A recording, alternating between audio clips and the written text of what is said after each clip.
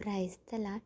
అయినను మొదట నీకుండిన ప్రేమను నీవు వదిలితివని నేను నీ మీద తప్పు ఒకటి మోపవలసి ఉన్నది. ప్రకటన గ్రంథం 2వ అధ్యాయం 4వ వచనం ధ్యానించుకుందాం. ఈ వాక్యంలో యేసు ఎఫెసు సంఘంతో చెప్పుచున్న మాటలు మన హృదయాలను లోతుగా తాకుతాయి.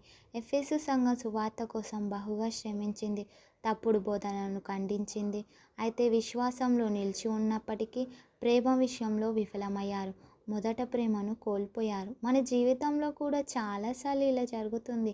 ప్రారంభంలో మనకు ఉండే ఆ తపన, ఆత్మీయ ఆనందం, ఆ కృతజ్ఞత క్రమంగా తగ్గిపోతాయి.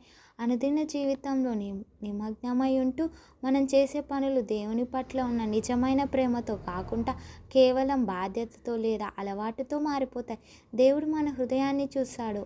ఆయనకు మన క్రియలు మాత్రమే కాదు, మన హృదయంలోని ప్రేమ చాలా ముఖ్యమైనది.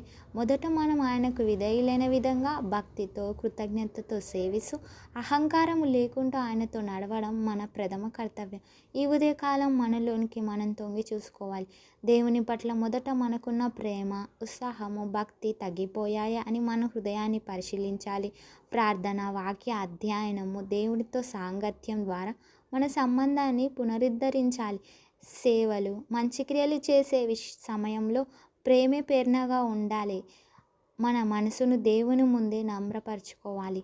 ప్రార్థించుకుందాం. ప్రభువా, నిన్ను మొదట ప్రేమించిన ఆ ఉత్సాహాన్ని, ఆ భక్తిని, ఆ కృతజ్ఞతను మళ్ళీ నా హృదయంలో వెలిగించుము. నా క్రియలన్నీ ప్రేమతో నిండి ఉన్నట్లు నన్ను నడిపించుము. నా మనసుని ఎప్పుడు నీ యందే కేంద్రీకృతమై ఉండినట్లు కాపాడుము. నజరేయుడైన యేసు నామములో ప్రార్థిస్తున్నాం తండ్రి. ఆమేన్.